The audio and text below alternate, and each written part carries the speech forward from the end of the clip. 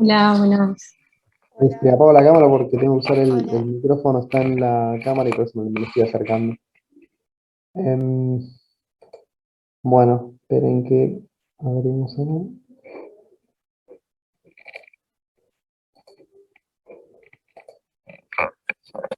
Ahí lo están viendo.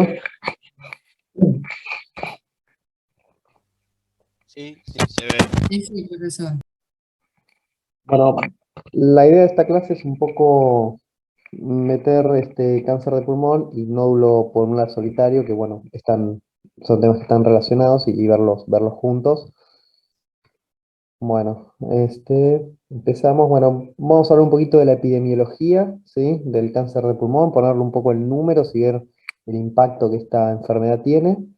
Vamos a repasar brevemente cuáles son los tipos histológicos más importantes, cómo diagnosticar la enfermedad, cómo estadificarlo, el manejo que vamos a tener y si existe la posibilidad de hacer métodos de screening o cómo tratar de screenear y encontrar a esta patología en los estadios más tempranos, ¿sí? Bueno, con respecto a la epidemiología, la verdad que el cáncer de pulmón es algo que es muy prevalente y es muy frecuente. Fíjense, es el segundo cáncer en frecuencia y es la causa más frecuente por cáncer, ¿sí?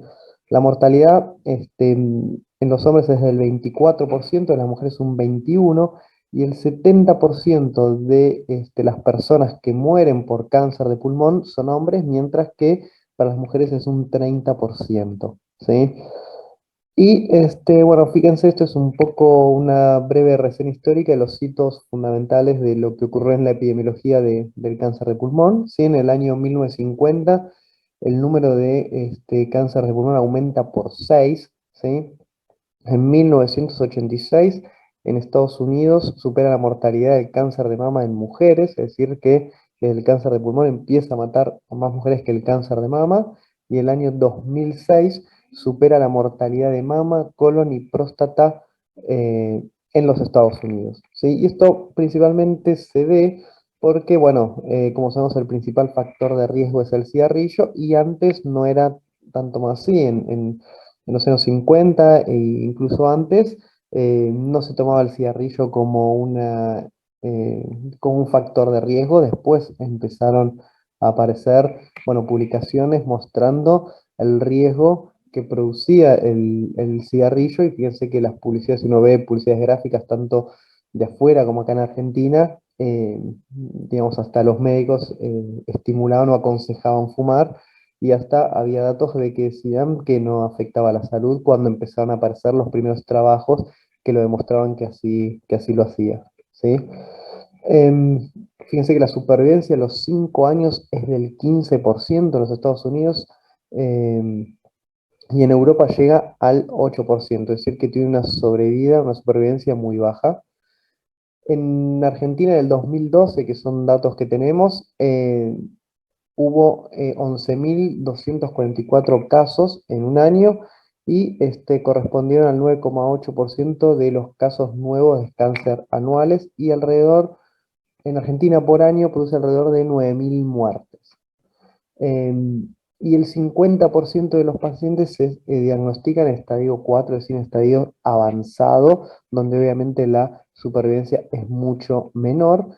Y 2/3 de los pacientes, cuando son diagnosticados, se diagnostican en estadios no quirúrgicos, es decir, en los estadios iniciales, o sea, no se diagnostican en los estadios iniciales donde la posibilidad de tratamiento son mayores. Sí, fíjense, estos son datos en Argentina del 2014, donde muestra la mortalidad de hombres y mujeres de cáncer de pulmón. Fíjense el cáncer de pulmón comparado al de mama, fíjense comparado al de recto, que son los más frecuentes, y el de próstata en varones como cáncer. Este es el que más muertes produce a nivel mundial y en Argentina. Sin embargo, lo que se ve es que hay una cierta tendencia a disminuir en hombres, pero suele haber una cierta tendencia a aumentar en mujeres, y esto se debe principalmente por el tema del tabaquismo. Bueno, como factores predisponentes, el cigarrillo obviamente es el principal eh, factor predisponente. Digamos, en la combustión del cigarrillo, se liberan alrededor de 400 sustancias químicas, de las cuales 40 están probados ser potenciales carcinógenos, en el cual, aparte del cigarrillo, obviamente hay un factor genético, ya que únicamente el 16% de los fumadores van a desarrollar cáncer, mientras que el resto no lo van a hacer, y lo que aumenta el riesgo de padecer cáncer de pulmón relacionado al cigarrillo es el número de cigarrillos fumados al día, los años de fumador, la edad de inicio, es decir, entre más cigarrillos fume, entre más años fume y entre más temprano inicie, más riesgo voy a tener de poder desarrollar esta neoplasia. A su vez también, bueno, el grado de inhalaciones y el contenido de alquitrán que tengan los cigarrillos, ¿sí? Em, y a su vez también, no solo el tabaquismo activo, sino que el tabaquismo pasivo aumenta el riesgo de desarrollar cáncer de pulmón. Y fíjense que una persona que no fuma aumenta un 20% el riesgo de desarrollar cáncer si se expone a un ambiente que no está libre de humo. Otros factores predisponentes es más frecuente en hombres que mujeres, con una relación 2 a 1, aunque esta relación cada vez tiende un poco a achicarse, por eso de que hay menos, en los últimos años se está viendo menos hombres que fumen, pero hay un aumento en las mujeres que fuman, ¿sí? Bueno, en la etnia, en la dieta, generalmente se habla de que dietas con bajos contenidos de fibras, vitaminas, verduras, aumenta el riesgo de desarrollar el cáncer de pulmón. La polución atmosférica, ¿Cuál ¿sí? etnia, profesor? ¿Cuál etnia es más Se habla de frecuente? los afroamericanos tienen mayor riesgo de desarrollar cáncer de pulmón. Em, Esto, bueno, son datos más que nada de Estados Unidos, ¿no? La polución atmosférica, bueno, predisposición hereditaria, sí, hay gente que fuma muy poco y desarrolla cáncer de pulmón, y hay personas que fuman toda su vida y nunca lo desarrollan. Y a su vez, factores ocupacionales, es decir, depende a la actividad del cual este, el paciente está expuesto, como por ejemplo el radón, el asbesto. ¿Sí? El asbesto es una sustancia que está prohibida en la construcción, pero sí uno lo puede ver en edificios antiguos, por ejemplo en edificios públicos, se utiliza también como en factorías o en fundiciones, el cual donde hay hornos porque es un buen aislante térmico. A veces se utiliza también en algunas, por ejemplo, en los trenes antiguos aparecía en las placas de freno. El asbesto se utiliza también para recubrir cañerías. Es una sustancia que en sí no es dañina a menos que se trabaje o se rompa. El asbesto lo que hace es liberar unas fibras que estas son inhaladas, y aumenta la probabilidad no solo de producir cáncer de pulmón, sino de mesotelioma. Bueno, el arsénico, el níquel, berilio, que uno lo ve, por ejemplo, en trabajadores en minas, ¿sí? Hidrocarburos aromáticos como los combustibles.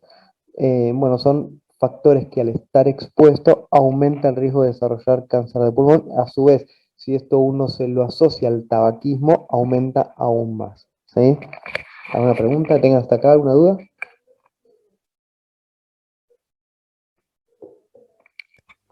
No, Bueno, por ahora. bien. Bueno, Doctor, estos son. disculpe, lo de los ferrocarriles era lo del asbesto. Claro, en realidad, bueno, por ejemplo, en el subte, acá en Argentina, se están haciendo estudios sobre asbesto, por ejemplo, en lo que tienen las placas de freno, o sea, muchos trabajadores que están en contacto con o que trabajan puntualmente en eso, se detectó que hay asbesto. Entonces, bueno, acá ocurre porque los trenes son viejos, ¿sí? Pero hoy por hoy el asbesto está prohibido, digamos, utilizarlo en, eh, como material de construcción, ¿sí? Por esto que ya está probado. A su vez, el asbesto lo que tiene es que las fibras pueden volar hasta 2 kilómetros, es decir, puede haber un lugar donde haya asbesto y no estar a 2 kilómetros y de esa forma estar expuesto. Profesor, estos datos epidemiológicos que suelen presentar antes de hablar de la enfermedad, ¿se suelen preguntar también en el final o no? Mira, no, pero sí tenés que saber que, bueno, es un cáncer que es el más frecuente de todos, o sea, el que más mortalidad produce, ¿sí? Saber que es No, el no, segundo en eso sí, frecuencia.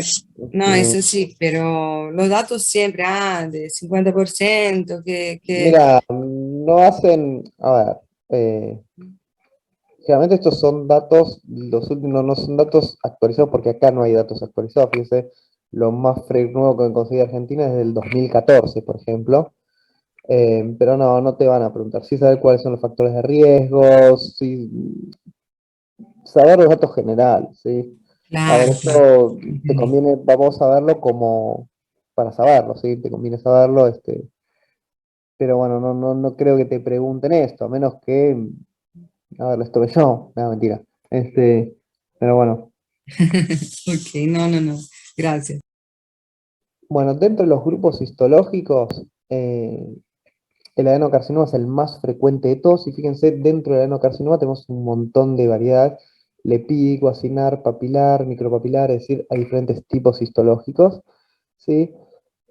Es importante que sepan que existen un grupo de lesiones que se llaman lesiones preinvasivas, que son la hiperplasia adenomatosa típica, el adenocarcinoma in situ, que ahora vamos a charlar un poco de eso. Eh, el carcinoma escamoso es otro de los más frecuentes. eh, y a su vez también los tumores neuroendocrinos, el cuales puede clasificarse en típicos y atípicos, pero a su vez vamos a tener el carcinoma de células pequeñas, que suele ser muy grave, y es uno de los, digamos, los que peor evolución tienen. Básicamente algunos datos a tener en cuenta: el escamoso suele afectar, suele producir, suele tener una localización central, sí, cerca de la vía aérea central, es el que más frecuentemente tiende a cavitarse, ¿sí? Los adenocarcinomas son más de localización periférica, y sepan que dentro de los neuroendocrinos tenemos eh, los típicos, que suelen tener un comportamiento benigno, el cual eh, tiene un largo periodo de evolución, y generalmente una vez que uno los saca, la sobrevida es muy buena. Pero también está el de células pequeñas, que este es un tumor que es muy agresivo, suele producir mucho compromiso mediastinal, y en general cuando se diagnostica ya el tumor, digamos, realizó metástasis, ¿sí?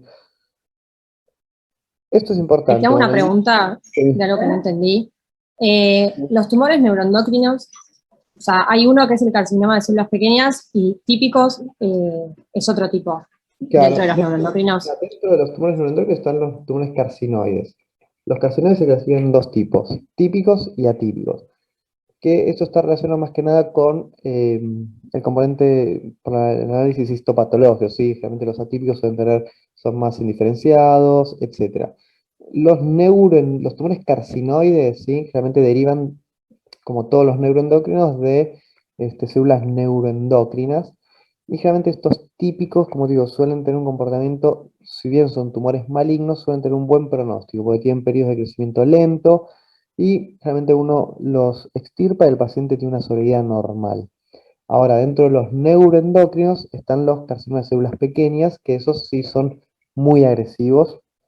Generalmente cuando uno los diagnostica, ya generalmente el tumor está fuera de todo tratamiento, digamos, curativo. Y generalmente cuando uno lean ustedes las guías o lean los libros, en general los dividen lo que es tratamiento, en dos grupos. Uno que es los de células pequeñas, que son estos, y los de no células pequeñas, que corresponde al resto, ¿sí? ¿Por qué? Porque el comportamiento del tratamiento es distinto. ¿Por qué? Porque los carcinomas de células pequeñas son muy agresivos y generalmente no se hace tratamiento quirúrgico, mientras que en el resto uno suele tener chance de un tratamiento quirúrgico, ¿sí? Es decir, que a la hora de tratarlos se los suele clasificar de esta forma: de células pequeñas y células no pequeñas, ¿sí? Perfecto, gracias. Bueno, cuando hablamos del lepídico, básicamente uno lo que está hablando es de un patrón de crecimiento, ¿sí? Que son células neoplásicas que van proliferando, y lo que hacen es, van recubriendo estructuras alveolares persistentes, sin producir ningún tipo de infiltración en el estroma, en los vasos sanguíneos, en los vasos linfáticos, y sin formar estructuras papilares, ¿sí? Esto que se ve acá es una fotografía histológica donde lo que se muestra es un crecimiento lepídico. Lo que, digamos, está mutado son las células que recubren el epitelio alveolar o los bronquiolos respiratorios, sin producir ningún tipo de invasión en el estroma y sin producir, como le digo, papilas, micropapilas, etc. Es un tipo de crecimiento. Eso se lo llama crecimiento lepídico, ¿sí? Ahora, cuando esta proliferación lepídica es localizada, tiene un pequeño tamaño, menos de 0,5 centímetros, y como les digo, reviste paredes alveolares, reemplazando el epitelio bronquialveolar de los alvéolos y bronquiolos respiratorios, esto se llama hiperplasia adenomatosa típica, ¿sí? Ahora, si esta lesión solitaria, si esta proliferación es mayor de 0,5 centímetros y mide menos de 3, también sin producir ningún tipo de invasión, esto se denomina adenocarcinoma in situ.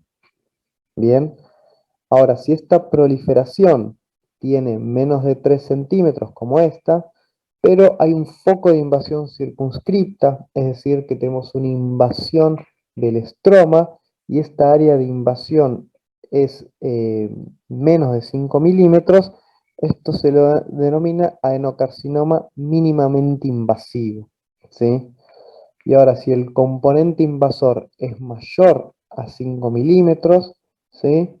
Eh, y como les digo, tenemos invasión de vasos linfáticos, sanguíneos, pleura, o si el tumor tiene necrosis, a esto se lo denomina adenocarcinoma predominantemente lepídico. Esto obviamente es una clasificación histopatológica y esto lo puede hacer cuando el patólogo tiene la pieza quirúrgica. ¿Qué importancia tiene esto? Que si ustedes se fijan que la hiperplasia adenomatosa típica, el carcinoma in situ y el adenocarcinoma mínimamente invasivo, todos al realizar un tratamiento quirúrgico tienen una sobrevida del 100%. Ahora el adenocarcinoma predominantemente lipídico ya baja, pasa a ser un 90%, ¿sí? Es decir, que este tipo de patologías tratadas a tiempo, uno espera que la sobrevida es buena. Y yo les hablaba esto, que en los 5 años la sobrevida del cáncer de pulmón es de 15%. Bueno, eso porque muchos son diagnosticados en estadios muy tardíos. Bien. Em, Perdón, ¿te puedo hacer una consulta? Sí. Algo que no entendí. O sea que vos, por ejemplo, podés tener un adenocarcinoma y después cuando tenés una muestra de biopsias, esto del estudio anatomopatológico, podés tener como cualquiera de estos patrones. A ver, puedes tener únicamente estos patrones, ¿sí? Por eso se habla de la sobrevida. Ahora, si vos tenés, eh, por ejemplo, en una parte de la biopsia, eh, hiperplasia adenomatosa típica, pero en otro lado tenés un adenocarcinoma papilar bien diferenciado, bueno, obviamente el pronóstico lo va a dar esa lesión y no esta, ¿sí? Pero ¿qué pasa? Si vos encontrás en una imagen tomográfica una lesión, vos se la extirpás y lo único que encontrás es esto, bueno, vos esperás que la sobrevida a los 5 años sea del 100%, ¿sí? Claro. Pero, o sea, yo lo que me confundo un poco es si esto, que es la histología, puede aparecer como en cualquiera de los tipos de cáncer de pulmón A o ver, cómo es. generalmente esto es como un continuo, si vos querés. Por ahí una lesión empieza haciendo esto, después evoluciona esto, después evoluciona esto, después evoluciona esto y después llega al adenocarcinoma invasor, ¿sí?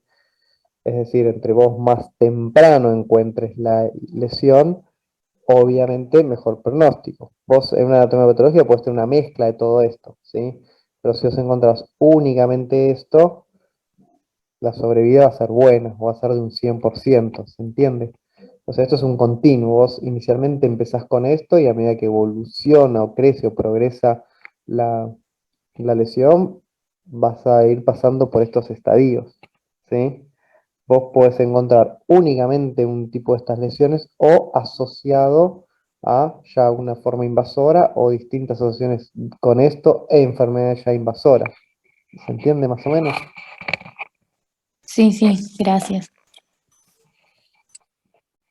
Bueno, a ver, muchas veces esto tiene una representación tomográfica, ¿sí?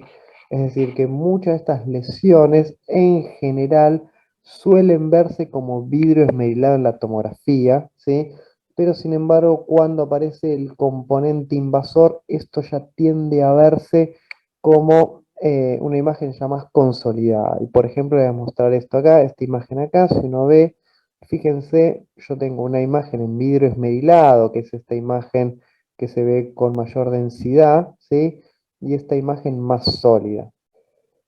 Esto, la imagen sólida suele ser el componente invasor, mientras que la imagen en vidrio esmerilado es muy probable que se trate de algunas de este tipo de lesiones preinvasoras, ¿sí? A ver, esto no siempre es así, pero suele haber una correlación tomográfica con respecto a los hallazgos en la anatomía patológica. Después ya le voy a dar un otro ejemplo que lo van a ver mejor más adelante. Bueno, O sea, perdón, sí, sí. una pregunta. En la tomografía, entonces, como que coexisten los dos tipos de lesiones. La de Claro, vidrio es decir, esmerilado, que es la parte más, como que se ve, la otra es más blanca, que es exacto. la Suele del ser el componente componente invasor. invasor. A ver, esto, yo no sé lo que es esto, pero probablemente si uno toma esto quizás sea todo adenocarcinoma, y esto lo informen como quizás una hiperplasia adenomatosa típica, o un carcinoma in situ, o mínimamente invasor, y esto ya sea una parte ya que ya está invadiendo vasos linfáticos o estroma, por eso se ve así. Esto no siempre es así, pero suele haber una correlación tomográfica con eso, ¿sí? Como digo, o sea, Ok. en la imagen puede haber diferentes estadios evolutivos de la imagen. Esa era mi pregunta, como que están coexistiendo los Exacto. momentos, digamos. Ok. O Bien, sea, disculpe, no sé si entendí bien. Entonces, lo que sería la consolidación ya sería algo, ¿cómo dijo que era? Se me olvidé. está con un componente invasor, ya te está cambiando el estadio, ¿sí? Bueno, un componente invasor. Y el vidrio esmerilado, entonces cualquiera de los otros de la tablita. Claro, algún componente de lesión no invasiva, ¿sí? Ujú. Bien, gracias. Ahora, igual ahora voy a mostrar otras imágenes y va a estar un poquito más claro. Bien, entonces, los tumores malignos, realmente uno los puede clasificar, como les decía al principio, a grandes rasgos, en, eh, eso sería carcinoma de pulmón no de células pequeñas, que corresponde a la mayoría, al 85%, y acá vienen los adenocarcinoma con todos sus tipos, viene el epidermoide, etc. Luego tenemos los carcinomas de células pequeñas, que estos corresponden a un 10 y a un 15% de todos los tumores, y los neuroendocrinos, el resto de los neuroendocrinos, corresponden al 5%. Los neuroendocrinos, como los más frecuentes, son el tumor carcinoide, que como dijimos, el típico y atípico, y el típico suele ser el más frecuente. Acá entra el carcinoma de células pequeñas, que se hace una distinción o mención aparte, por la agresividad y el manejo distinto que tiene a la mayoría de estos tumores, el cual uno puede estadificarlos y puede planear o plantear un tratamiento acorde a esa estadificación. Bueno, generalmente uno cuando tiene un cáncer de pulmón, uno lo que trata de hacer es tomar una muestra para tener un diagnóstico. Una vez que uno tiene una muestra, uno hace una tinción con hematoxilina y eosina, y eso permite clasificar grupos, o en este caso en los varios grupos que nosotros tengamos, pero acá les hice este esquema porque es lo más frecuente, los adenocarcinomas y los escamosos, ¿sí? Ahora uno lo que hace, el patólogo cuando ve eso, uno dice, bueno, es un adenocarcinoma, pero no necesariamente puede ser de pulmón, esto puede ser una metástasis de un adenocarcinoma de colon, de algún otro órgano, y lo mismo con el escamoso. Por eso siempre el patólogo lo que hace es una inmunohistoquímica, es decir, que por diferentes métodos trata de identificar aquellas moléculas o aquellas proteínas, glucoproteínas que orienten hacia el origen del órgano del cual provienen, ¿sí? En general los más utilizados son el TTF1, el cual este es bien característico del patrón glandular pulmonar, el CK7, que también es característico de un patrón glandular pulmonar, mientras que el P63 positivo uno lo suele ver más que nada en los escamosos. Es decir, con esta inmunistoquímica a mí me permite saber si el adenocarcinoma que yo diagnostiqué es de pulmón o no, o el escamoso es de pulmón o no, ¿sí? No, Bien. perdón, esa parte me perdí un cachito. De vuelta. Eso sí, o sea, vos, por ejemplo, vos tomas una muestra, vos viene un paciente con una lesión, bueno, sospecho puede ser un cáncer de pulmón, el patólogo se toma una muestra, entonces el patólogo analiza eso, o sea, lo toma el cirujano, se le da al patólogo. El patólogo lo que hace es tiñe la muestra con hematoxilina y eosina, ¿sí? No sé si se acuerdan de histología. Bueno, esto permite ver si hay un patrón glandular o un patrón escamoso. Ahora, yo no sé si este patrón de glandular es de pulmón o no. Como le digo, quizás el paciente puede tener una metástasis de otro órgano, ¿sí? Como puede ser un adenocarcinoma de colon, adenocarcinoma de páncreas, lo que fuese, y lo mismo con el escamoso.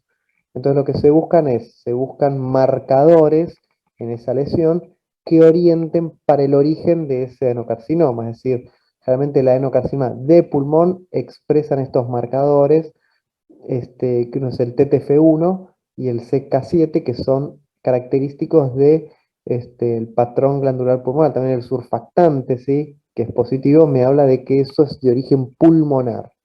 Bien, mientras que después estos marcadores acá, yo les marco los más importantes, uno es el TTF1, surfactante, CK7 y P63, que es lo que suele utilizarse con mayor frecuencia, mientras que el P63 me habla escamoso pulmonar. ¿Se entiende? O sea, la inmunohistoquímica a mí me permite saber de dónde viene esa célula neoplasia, ¿sí? Si es una proliferación pulmonar, si es una proliferación de la piel, del colon, ¿sí? ¿Se entiende?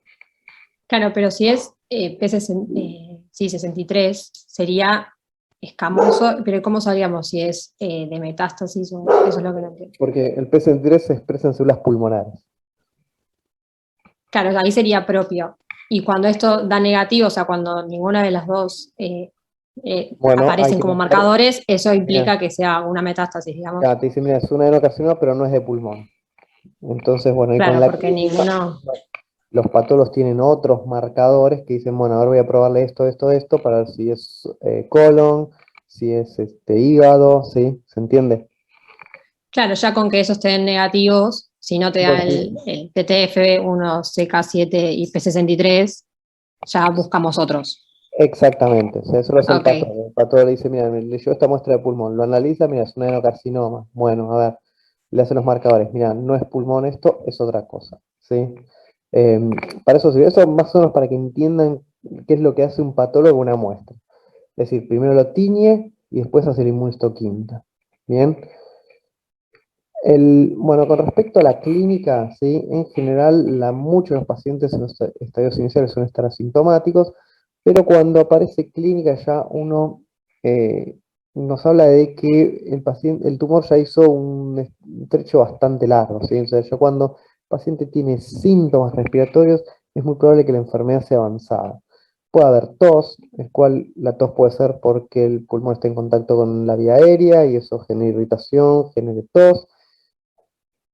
Puede haber disnea, el cual la disnea puede ser multifactorial, ¿sí?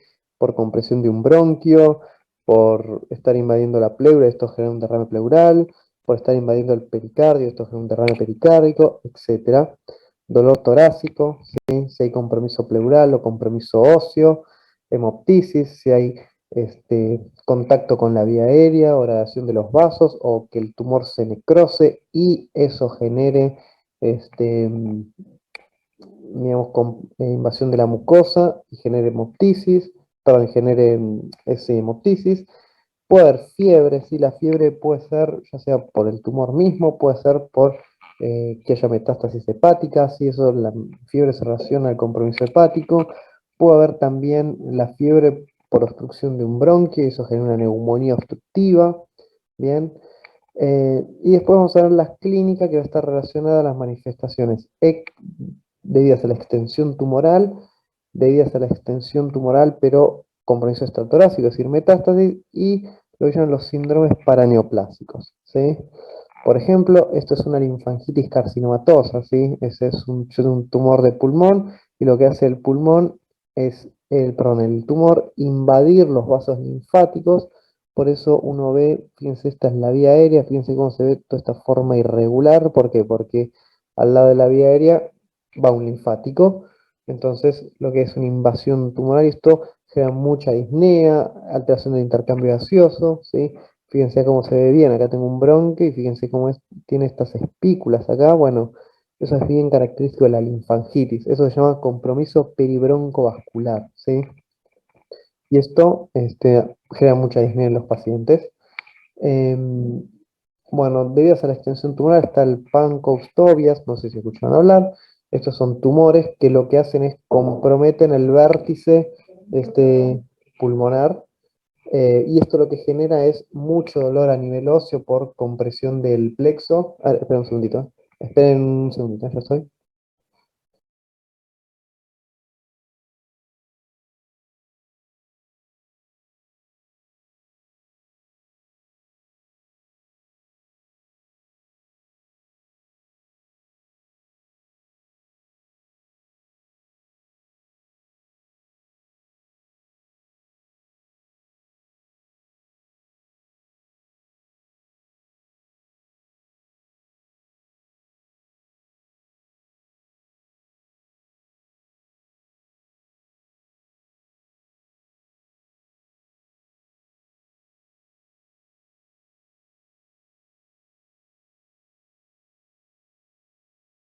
Perdón, ahí volví.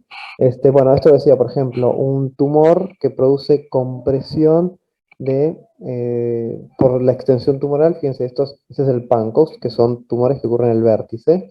Esto lo que produce es compresión del plexo braquial, ¿sí?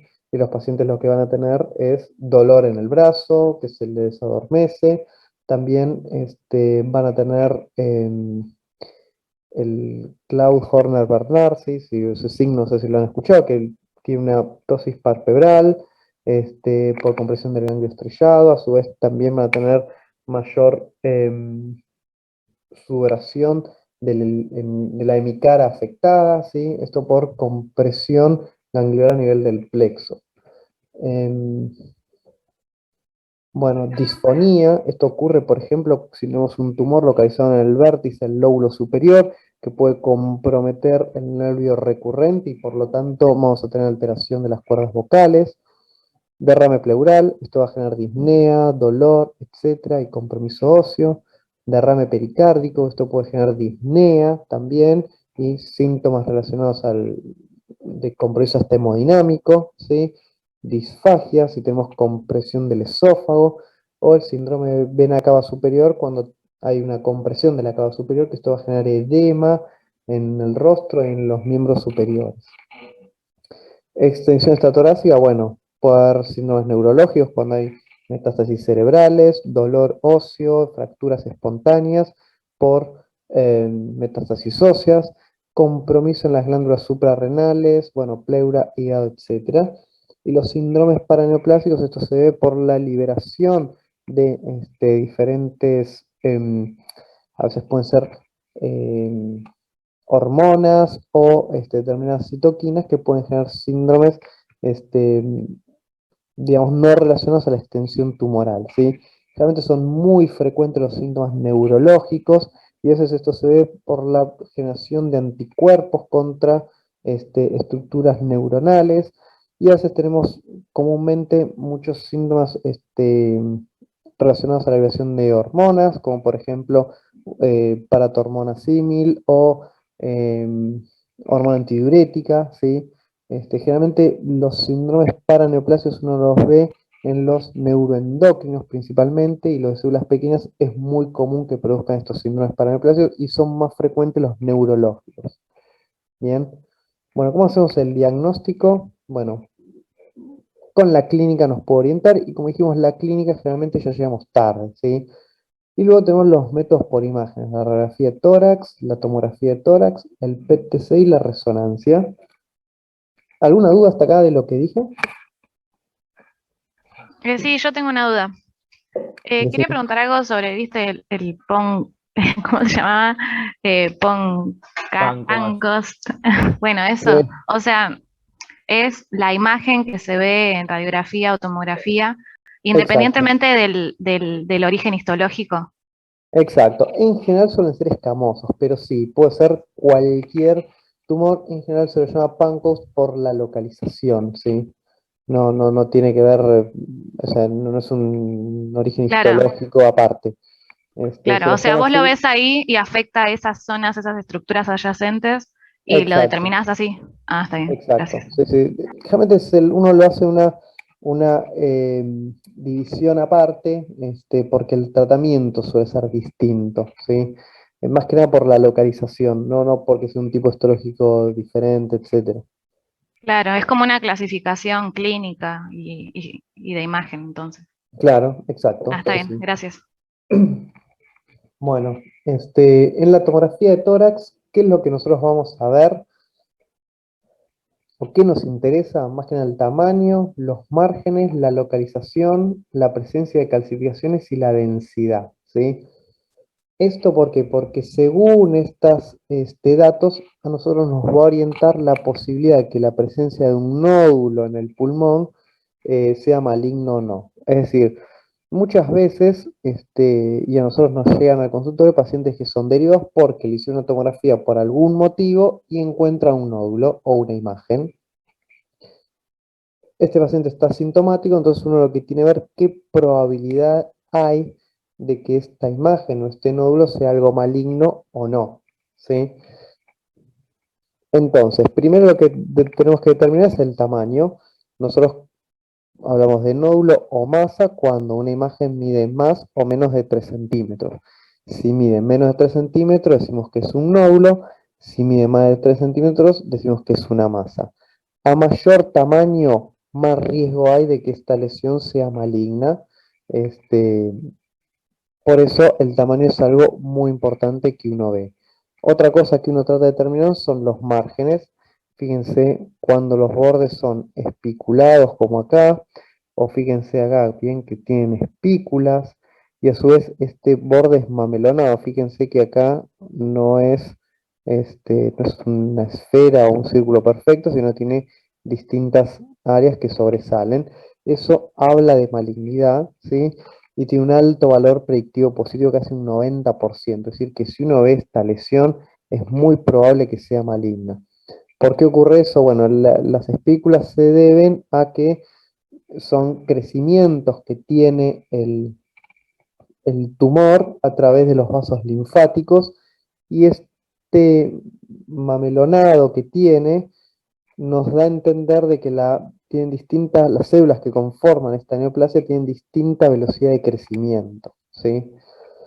Entonces, bueno, tanto cuando hay mamelonaciones o cuando hay espiculaciones, es muy sugestivo de que eso sea maligno, ¿sí? Fíjense acá también las espículas que tienen, fíjense acá son como irregulares los bordes. A su vez también los bordes pueden ser regulares o difuminados. Regulares es como esto, por ejemplo. Ven que uno ve un límite perfecto, mientras que difuminados serían más como esto, que uno no puede ver un límite neto. En general, la difuminación también habla de mayor posibilidad de que esa lesión sea maligna. La localización, ¿sí? Lesiones localizadas en lóbulos superiores es más frecuente que sean malignas que las localizadas en lóbulos inferiores. Fíjense, esta lesión localizada en el lóbulo superior, bueno, a mí me tiene que hacer pensar la posibilidad de que se trate de una lesión maligna. Calcificaciones. Tanto las lesiones benignas o malignas pueden calcificarse. Lo que varía es cómo se calcifican. En general, las lesiones benignas suelen tener calcificaciones centrales, como pueden ver acá, ¿sí? O calcificaciones, como ven acá, que esto lo dicen por ahí, popcorn, catáfila, ¿sí? Esto suele ser benigno. Mientras que las calcificaciones periféricas, como esta imagen que tenemos acá, o punteadas, eso es más característico que se trate algo maligno, ¿sí? La densidad también es algo que tenemos que ver. Perdón, ¿te puedo hacer una pregunta? Con el tema de la localización. Si la Ujú. localización está en lóbulo superior, se supone Sí. que es más maligno, o sea, que infiere que sea maligno. Exacto. ¿Por qué? ¿Por el compromiso que puede dar? O... No, por el hecho de que generalmente cuando uno fuma, o todas las partículas que suelen ser irritantes, dañinas, suele afectar más los lóbulos superiores, nada más que por eso, ¿sí? Por una distribución de la ventilación a ver, no es que una Claro, porque imagen- yo pensé que era por los vértices, eso, por la relación BQ y eso de al claro, estar más ventilado, más profundido, eso. exacto, está más relacionado por eso, por todo lo inhalado suele ir más a los lóbulos superiores, más que nada por eso. Sin embargo, Ok. bueno, obviamente aumenta la probabilidad, es un punto más, un factor más a tener en No, claro. cuenta. Es más, por internet existen muchas aplicaciones donde uno puede calcular el riesgo que hay de una lesión que sea maligna o benigna. Generalmente, obviamente uno pone si es hombre y mujer, que obviamente el hombre aumenta más el riesgo, si está especulado o no, si tiene Claro. calcificaciones, y uno de los ítems suele ser dónde está localizada la lesión. Generalmente en lóbulos superiores aumenta la probabilidad, ¿sí? Bien, Eh, gracias. a su vez también, si la imagen está toda calcificada, todo calcio, también suelen ser, es más común de que sea una lesión benigna, ¿sí? Generalmente los amartomas se calcifican, pero bueno, hay que tener cuidado con las metástasis óseas que pueden manifestarse como imágenes todas calcificadas. Em, bueno, la densidad generalmente cuando las lesiones se ven muy negras, ¿sí? Es muy Ah, probable, sí, disculpe, una pregunta.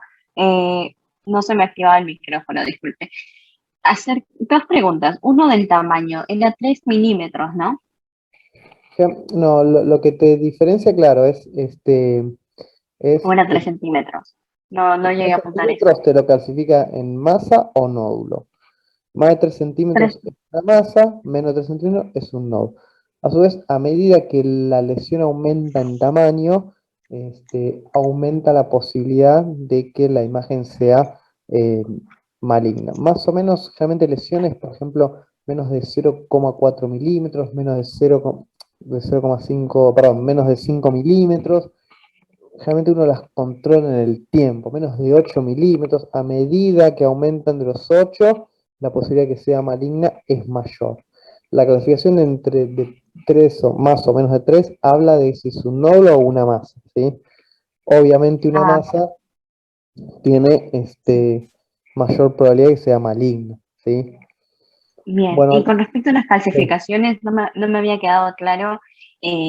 ¿Las que tienen calcificaciones centrales eran las malignas o las benignas. benignas? Ah, benignas. Bien. Central suele ser benigna, ¿sí? Periférica, como está acá, mira, esta suele ser maligna. Bien, la ven acá, ves esto está Perfecto. más calcificado. Y cuando es Sí. así, digamos, puntiaguda, o sea, Mm, perdón,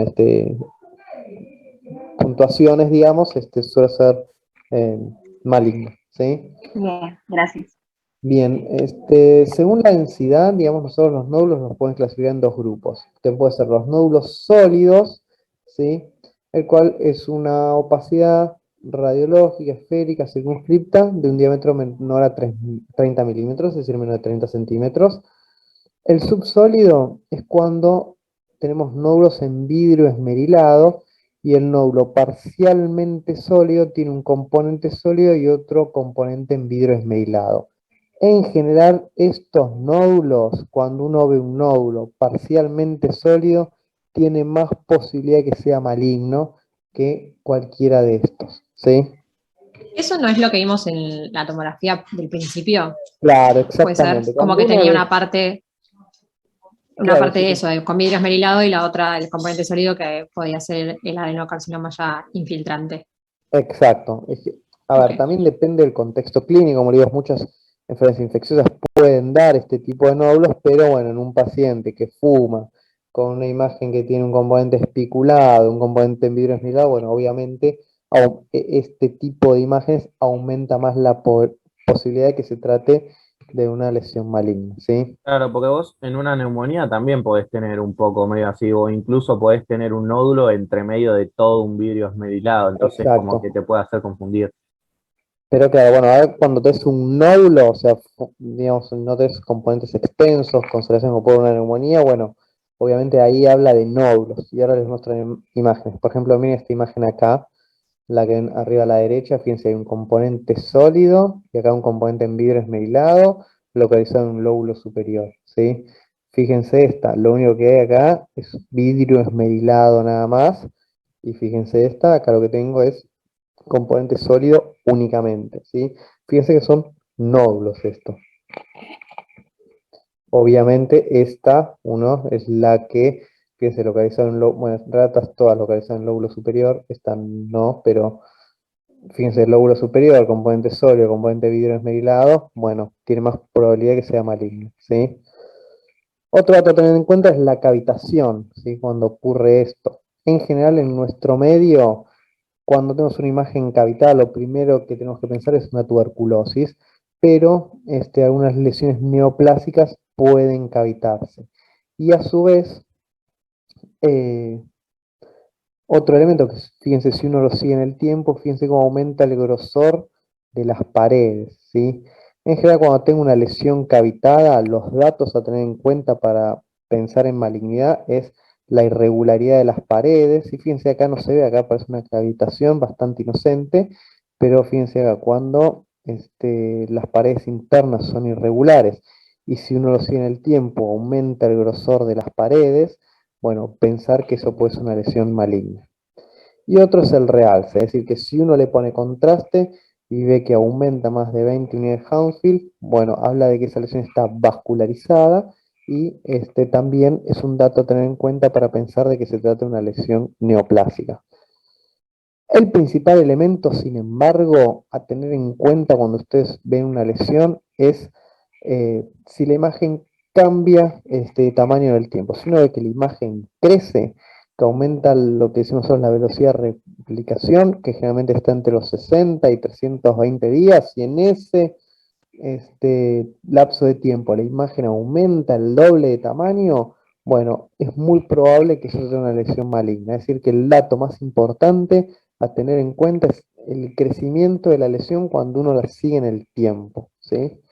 Si crece muy rápido, uno piensa en algo infeccioso. Si crece muy lento, uno piensa en algo benigno. Igual después charlamos un poco más de eso. Bueno, y otro elemento a tener en cuenta es el PET. ¿Saben lo que es el PET-TC? ¿Escucharon hablar? Sí, es la tomografía por emisión de positrones o algo así. Bien, lo que Que le hace das básicamente, como si fuera un contraste y sí, que solo interactúa con el tumor, así que si el tumor realza, se ve así brillante como las imágenes, quiere decir que sí es un tumor, y si no, que no es. claro, en realidad, básicamente lo que toma en cuenta es una tomografía que se hace y se le coloca un contraste que básicamente es glucosa, ¿sí? Con fluorada, digamos, que lo que hace es que la glucosa es captada por tejidos muy ávidos, que son los tejidos que tienen alta velocidad de crecimiento. Esa fluoración lo que hace es que cuando lo capta la célula, esa glucosa marcada no pueda salir de la célula. Entonces, cuando uno hace la medición de los valores del contraste, uno ve que capta. Lo que dijiste está muy bien, pero no solo captan las células tumorales, que son las células que tienen alta velocidad de crecimiento y tienen avidez por la glucosa, sino que también procesos infecciosos e inflamatorios.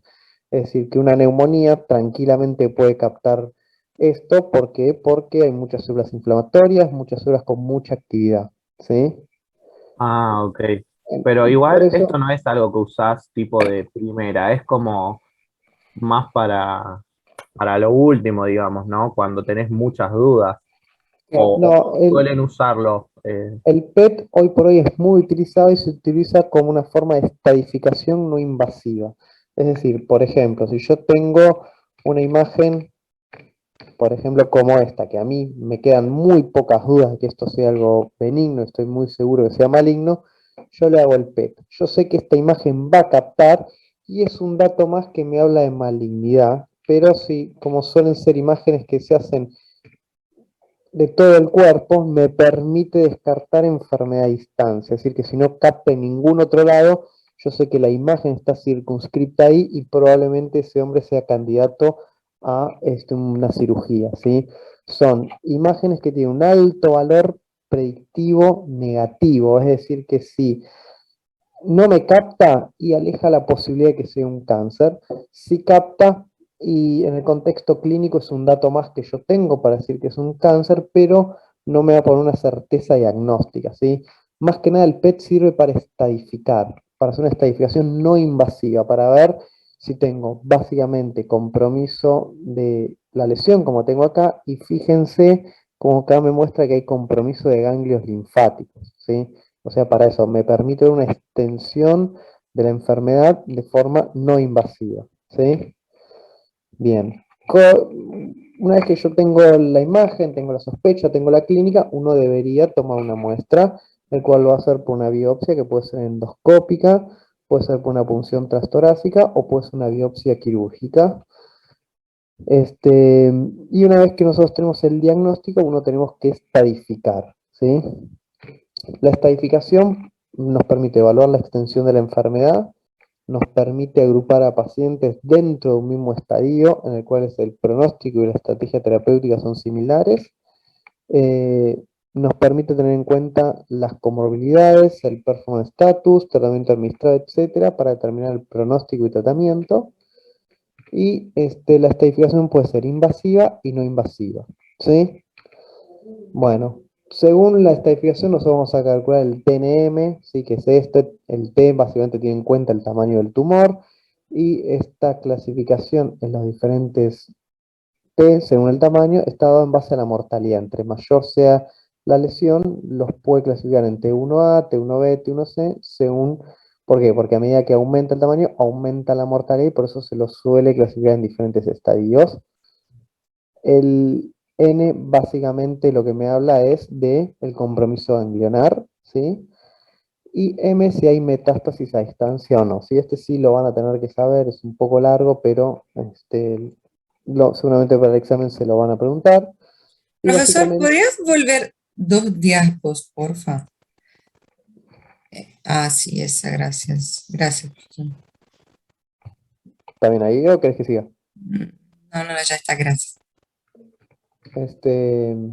Bueno, y según el TNM, yo voy a tener los diferentes estadios, ¿sí? Y acá es importante el N2, básicamente se nos marqué que el N2 básicamente lo que me habla de cuando hay compromiso mediastinal, que básicamente eso es lo que a mí me va a delimitar en alguna forma. Fíjense, el N2 lo que a mí me dice es esto, que hay configuración microscópica de metástasis en ganglios mediastinales y o subcarinales ipsilateral del mismo lado. Básicamente esta va a ser la limitante en qué pacientes van a ser candidatos a cirugía y quiénes no. O sea, los que no tengan N2 para arriba, probablemente, o sea, no tengan compromiso ganglionar, van a ser candidatos a cirugía y cuando ya tengo compromiso mediastinal, bueno, ahí voy a tener que evaluar qué cirugía, qué tratamiento voy a hacer, mejor dicho. Bien. Bueno, si yo tengo un paciente que tiene un nódulo pulmonar solitario, es decir, un nódulo menos de 3 centímetros, yo lo que tengo que ver es cuánto mide ese nódulo. Si ese nódulo mide menos de 8 milímetros, yo tengo que evaluar si es un paciente de riesgo o no, que el principal factor de riesgo es si fuma o no. Si el paciente fuma, yo tengo que controlar y el nódulo mide menos de 5 milímetros, le tengo que hacer tomografía a los 12 meses. Entre 5 y 6 milímetros le hago una tomografía a los 6, 12, 18 y 24. Y si mide entre 7 y 8 milímetros, cada 3, 6, 9, 12 y 24 meses lo tengo que controlar. ¿Por qué? Porque si el nódulo crece, yo lo voy a tener que operar. Si no es fumador, bueno, el seguimiento es distinto, ¿sí? En el caso 2, si yo tengo un nódulo subsólido, vieron que los que dije, los que tienen mixto con un componente en vidrio esmerilado y componente sólido, es más probable que se traten de lesiones malignas. Entonces, yo le voy a hacer un control a los 3 meses. Y básicamente yo lo que me va a determinar cuánto lo voy a controlar es el tamaño del componente sólido y no de toda la lesión. ¿Por qué? Porque el componente sólido, como les dije, mi representación tomográfica me va a indicar cuál es el componente invasivo, ¿sí? Entonces, si el componente sólido mide menos de 5 milímetros, tomografía a los 12, 24 y 36 meses. Si mide más de 5 milímetros, yo tengo que evaluar la posibilidad de hacerle un PET y quizás ya lo tenga que sacar. A diferencia de lo que ocurre acá cuando el nódulo es únicamente sólido, ¿sí? Esto, a ver, está tomado de guías internacionales, pero generalmente va a tener en cuenta que el PET capta imágenes a partir de los 8 milímetros, es decir, que más de, o sea, quizás con 5 me cueste verlo, ¿sí? Tiene que ser un lugar muy especializado. Ahora, si el nódulo es vidrio esmerilado únicamente, después esto yo se lo dejo si quieren. Mide menos de 5 milímetros, no se recomienda seguimiento. Si son múltiples, bueno, valorar otra causa que no sea neoplasia y controlar tomográficamente. Y si mide más de 5 milímetros, tomografía a los 3 meses, y si persiste a los 12, 24 y 36. ¿Sí? Esto después yo se los voy a dejar, no se preocupen. Y esto es lo que vamos al principio, ¿bien? A medida que aumenta el componente sólido, aumenta la malignidad, y fíjense, este es los hallazgos tomográficos. La hiperplasia adenomatosa típica voy a verlo como vidrio esmerilado. El adenocarcinoma in situ voy a verlo como vidrio esmerilado únicamente, y puede haber algún componente sólido. El adenocarcinoma mínimamente invasor, ¿sí? Voy a verlo como vidrio esmerilado o una parte sólida, ¿sí? Y el adenocarcinoma invasivo voy a verlo como parte sólida, y ocasionalmente va a tener vidrio esmerilado, ¿sí? Por ejemplo, es un trabajo que lo que hicieron es compararon imágenes. Fíjense, todo esto es vidrio esmerilado, acá tengo un componente sólido y componente vidrio esmerilado, y acá tengo un componente sólido, alrededor un componente en vidrio esmerilado. Esta es la ventana de parénquima y esta es la ventana de mediastino, y en esta última imagen, a diferencia de esta, se veía el componente sólido en la ventana de mediastino. Y fíjense, lo que era vidrio esmerilado y persistía en el tiempo, de 35 pacientes, casi todos tenían una hiperplasia adenomatosa típica, otros tenían adenocarcinoma in situ o mínimamente invasor. En este grupo ya había también, hubo 7 pacientes, 2 con adenocarcinoma in situ y otro mínimamente invasor, pero ya cuando el componente sólido se veía en la ventana de mediastino, aumentaba el número de adenocarcinoma, ¿sí? Es decir, aumentaba el porcentaje de pacientes con lesiones ya malignas e invasoras. Y fíjense, este es otro estudio donde uno evaluaba 114 lesiones, donde tenían puro vidrio esmerilado, y fíjense que el 80% eran lesiones malignas, pero un 13% ya había algún componente invasor. Bien. Y esto es lo que, bueno, mostraba que en estos pacientes que eran vidrio esmerilado, si captaba el PET y tenía un SV más de 0,8, bueno, eran mayor posibilidad que se tratan de lesiones malignas. Otra cosa, cuando uno habla del PET, bueno, yo lo que les digo bueno, yo doy una sustancia marcada, la célula la capta y me emite una especie de, lo que yo voy a tener, voy a hacer una visualización con una imagen que capta, como la que mostraba antes. La captación se mide con SV, ¿sí? Cuando mide más de 2,5 SV, es significativo eso, o sea, capta de manera importante y hay que tenerlo en cuenta, ¿sí? Bueno, acá les pongo un ejemplo. Yo tengo un paciente con este nódulo que mide menos de 3 milímetros, yo le descarto enfermedad a distancia. ¿Cómo se lo capto? Con el PET. Si no me capta a distancia, a este paciente lo opero, ¿sí? Listo, se acabó el problema. En este caso 4, por ejemplo, tengo esta imagen. Yo le hago un PET, descarto enfermedad a distancia, pero en el mediastino tengo compromiso mediastinal, es decir, me captan los ganglios. Yo tengo que ir a biopsiar esos ganglios, ¿sí? ¿Por qué? Porque la estadificación de certeza me lo da la biopsia. ¿Cómo puedo estadificarlo? Uno es con EBUS, que es un estudio endoscópico donde yo voy a tomar muestras ganglionares, o puedo hacerlo con lo que se llama mediastinoscopía, que es una biopsia de ganglios, ¿sí?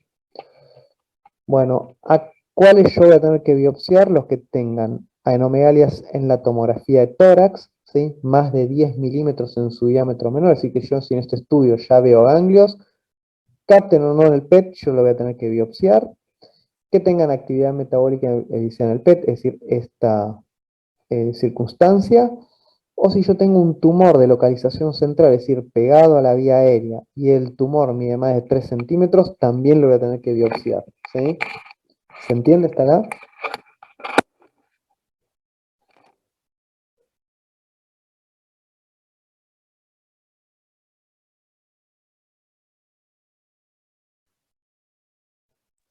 Sí, profesor. Sí, se entiende, lo estoy analizando en mi cabeza, por eso no contesto, pero sí, sí. Espere un segundito, ¿eh?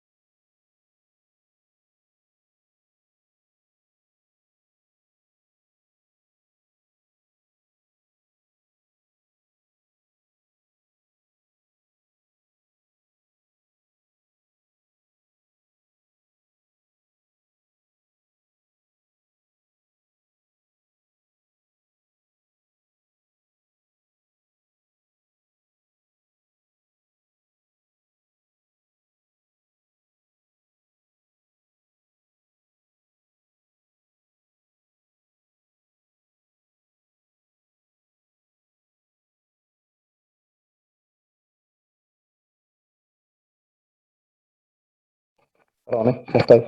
Bueno, esto básicamente es cómo yo puedo acceder al mediastino. Una forma es con el EBUS, ¿sí? El EBUS es un estudio endoscópico que lo que hace es una endoscopía que tiene un ecógrafo y a través de la vía aérea yo puedo ver los diferentes ganglios y por una aguja yo puedo biopsiarlos. Básicamente esos son los grupos ganglionares que yo puedo biopsiar, que son los paratraqueales, los subcarinales, ¿sí? Y los iliares. Y otra forma es con una mediastinoscopía, que eso es una cirugía que uno ingresa con una cámara y puede biopsiar los paratraqueales y los subcarinales y algunos iliares también pueden biopsiar, ¿sí? Esto era más o menos para que sepan cómo se puede tomar. Bueno, y el caso 5, fíjense, yo acá tengo una masa, ¿bien? Ahora, yo le hago un PET y tengo compromiso a distancia. Obviamente ese paciente ya está lejos de cirugía y yo lo que tengo que hacer es biopsiar la lesión, que lo voy a biopsiar del sitio más accesible y del sitio más alejado, ¿sí? Es decir, que si yo tengo una imagen acá y me capta una lesión en el hígado, por ejemplo, bueno, yo voy a tratar de biopsiar el hígado para asegurarme que esa imagen que yo encuentro en un órgano en el cual ya salteé todas las estaciones mediastinales, bueno, voy a tratar de biopsiar esa y ese paciente va a ser candidato a quimioterapia o radioterapia. Fíjense, esta lesión es una de masa. Imagínense que si yo tengo esta imagen, hago un PET y no detecto ningún compromiso a distancia, ningún tipo de compromiso ganglionar, la mediastinoscopía la tengo que hacer igual porque la lesión mide más de 3 centímetros. Era esto que hablábamos acá, ¿sí? ¿Cuándo yo tengo que estudiar el mediastino? ¿Por qué uno estudia el mediastino? Porque es el primer, digamos, sitio de metástasis que yo voy a tener en un cáncer de pulmón, ¿sí? Por eso es lo primero que yo voy a buscar y lo primero que voy a evaluar, ¿sí? Bueno, entonces, tratamiento. Estadios 1 y 2, tratamiento es quirúrgico, ¿sí? Es decir, yo si desperto compromiso a distancia y tengo una lesión localizada, lo que se hace es una lobectomía, es decir, se saca todo el lóbulo. Estadio 2A, es decir, sin compromiso ganglionar, se hace lobectomía y muestreo ganglionar seguido de quimioterapia adyuvante. Este es en estadio 2B, es decir, lesiones que miden más de 3 centímetros. Si tengo un estadio 2B, es decir, ya tengo compromiso iliar, o sea, los ganglios iliares no mediastinales, se hace lobectomía con vaciamiento ganglionar, seguido de quimioterapia adyuvante, ¿sí? Y se puede considerar radioterapia si uno considera que la resección ganglionar es inadecuada, si uno observa que en la anatomía patológica hay una invasión extracapsular, ¿sí? de los ganglios, o hay muchos ganglios comprometidos. Lo mismo en un T3, y esto era los PANCOS, el cual uno debe hacer radioterapia y quimioterapia de inducción, después cirugía, después quimioterapia posoperatoria, ¿sí? Ya en estadio 3 lo que uno hace es quimioterapia y en estadio 4 la primera elección es lo que se llama la terapia dirigida, que ahora les voy a mencionar algo rápidamente. Bueno, esto a tener en cuenta, antes de una cirugía yo tengo que hacer lo que llamo una evaluación prequirúrgica, es decir, que el paciente tiene que dejar de fumar 2 a 4 semanas previo a la cirugía y tengo que tener un examen funcional respiratorio normal, más de 80%. Si el valor es muy bajo, lo que uno tiene que hacer es un test de consumo cardiopulmonar, ¿sí? Para determinar si ese paciente es apto o no para la cirugía. Básicamente, ¿qué es lo que se mide? BEFS1 y DLCO. Si este me da menos del 60%, yo tengo que hacer un cálculo con el test de consumo. Si el test de consumo me da más de 15 mililitros kilo minuto, el riesgo es aceptable y el paciente puede operarse. Bien, esto es básicamente el algoritmo que uno tiene que seguir previo a una cirugía según el funcional respiratorio. Nada, después eso se lo voy a dejar para que lo vean. Y los estadio 4, es decir, cuando yo tengo un paciente con metástasis a distancia, lo que uno trata de buscar son mutaciones, ¿sí? Que eso es algo que también va a hacer el patólogo. Si estas mutaciones, que son el EGFR y el ALK, son negativos, al paciente uno va a hacerle quimioterapia. ¿Cuál es la quimioterapia? Básicamente se hacen 2 tratamientos basados en platino, que puede ser cisplatino, carboplatino, más paclitaxel, docetaxel, gemcitabine, es decir, son varios. Esto sí es adenocarcinoma. Si es escamoso, estadio 4 con mutaciones, estas mutaciones igual son de adenocarcinoma, pero si es escamoso y las mutaciones son negativas para escamoso, la primera línea es también dobletes de platino como gemcitabine o vironelbine y esquemas parecidos a este.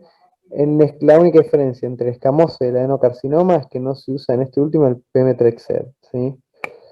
Bien, Profesor, ¿qué son dobletes? dos drogas. Ah, ok. Bien, y todas deben tener cisplatino, carboplatino, paclitaxel, etc.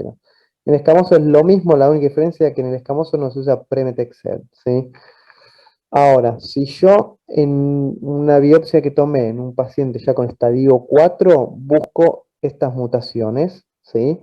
Que esto es el factor de crecimiento epidérmico, también tenemos el gen ALK, gen ROS1, PDL1, ¿por qué?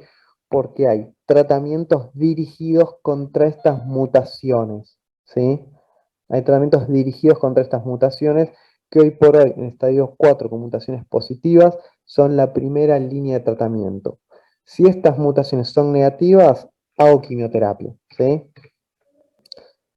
Bien, y por último, screening, digamos. Ustedes recordarán, no sé, cuando habrán visto digamos, en la facultad, bueno, ¿a quién screenea? Bueno, yo le hago screening a pacientes en los cuales tienen determinados factores de riesgo o son pacientes en los cuales yo tengo alguna enfermedad neoplásica, en las cuales se caracterizan por tener un periodo, digamos, preenfermedad muy prolongado, el cual uno puede detectar. Por ejemplo, el cáncer de cuello uterino, uno puede detectar lesiones premalignas, el cual están mucho tiempo y en los cuales uno al detectarlas puede hacer un tratamiento mucho más costo efectivo, es decir, menos invasivos con mayor tasa de éxito que si ya tiene un cáncer ya establecido, en el cual los tratamientos no me aseguran una buena tasa de éxito y también van a ser mucho más agresivos, ¿sí? Y también sabiendo que encontrando en esos estadios premalignos uno mejora la mortalidad. Bueno, el cáncer de pulmón es muy difícil hacer un screening, ¿sí? Em, porque no suele tener estadios premalignos o preinvasivos. En realidad sí los tiene, son los que yo les comentaba antes, ¿sí? El adenocarcinoma in situ, la hiperplasia adenomatosa típica, ¿bien? Entonces, uno lo que trata de hacer es encontrar esos pacientes en esos estadios, ¿sí? Que es muy difícil. Entonces se estableció como población de riesgo adultos entre 55 y 80 años con antecedentes de que hayan fumado 30 paquetes año o que actualmente no fumen pero hayan dejado en los últimos 15 años. Y lo que uno debe hacer es seguimiento con tomografía a bajas dosis, por lo menos una tomografía anual, ¿sí? Eso es el grupo de riesgo en el cual uno va a hacerle tomografía a estos pacientes. ¿Cuál es el problema de esto? Que hay muchos falsos negativos, ¿sí? Es decir, que uno va a encontrar un montón de lesiones, un montón de imágenes que pueden ser benignas, granulomas, moco, infecciones, etcétera, que, bueno, uno va a tener que seguirlos en el tiempo, ¿sí? Digamos, yo lo que les dije es eso, o sea, que uno cuando opera o trata a estos pacientes con estas lesiones premalignas, la sobrevida es un 100%, pero también hay mucho riesgo de encontrar lesiones que no sean malignas, y el tratamiento es una lobectomía, si uno tiene que sacar un lobo. Entonces, cuando uno encuentra ese tipo de lesiones, uno las sigue en el tiempo, ¿sí? Bien, terminamos. ¿Alguna pregunta, algo que me quieran comentar?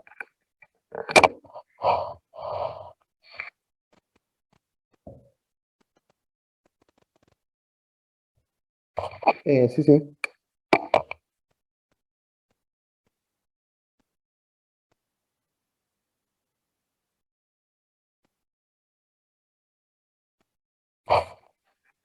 Mira, no está considerado hacer screening de esos pacientes, pero bueno, sí es un antecedente que uno tiene que tener en cuenta, ¿sí? Por lo pronto no está considerado el screening en familiares, ¿sí?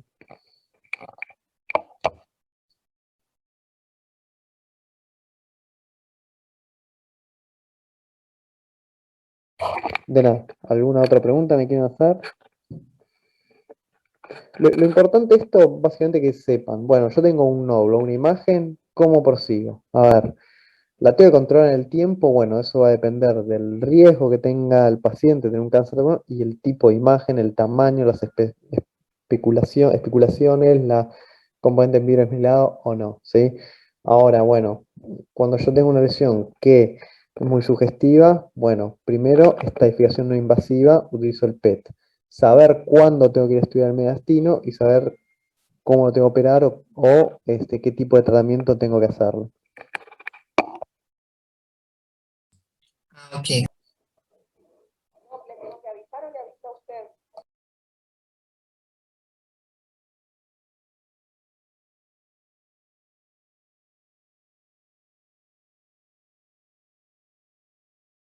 ¿Alguna otra pregunta me quieren hacer?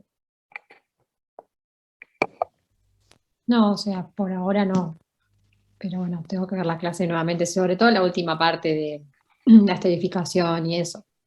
Sí, es Pero complejo eso, por lo menos sepan eso también, digamos, el PNM, saberlo y qué tratamiento uno le va a hacer a cada uno, que yo ahí se los puse, digamos, pero sepan también qué opciones hay de tratamiento, es el quirúrgico, quimioterapia, cuándo utilizar la terapia dirigida, bueno, y no mucho más, ¿sí? sí, sí, perfecto. Gracias. No, de nada. Doctor, Sí, pregunta. decime. Ya que, así de la cursada, ya que el lunes pasado no pudimos tener clase, o sea, el primer día de la cursada y ahora se nos están juntando muchas clases. Queríamos saber si podría llegar a charlarse, pasar el final al menos para el lunes, si existe esa posibilidad. Mirá, no depende esto de mí. Ustedes tienen clase con Cherkov, ¿no? Un día de estos. Supongo que sí. Eh, Planténselo a él, que digamos, él es el encargado de la cursada. eh, para él les puede decir, digamos, cuándo se puede pasar. Eh, si quieren charlarlo con él, que él les va a decir si se puede o no. Por ahí a veces, no sé si depende tanto de él, sino por ahí depende de lo que manda la UBA, ¿sí? Pero bueno, coméntenselo a ver qué les dice. Está bien, ok. Gracias. Bien, ¿alguna duda, una consulta, algo más que me quieran preguntar?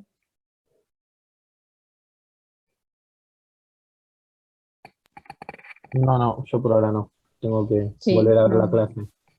Como que Bien. estoy Bueno, medio perdido. mm, hoy ya a la noche les mando la clase, ¿sí?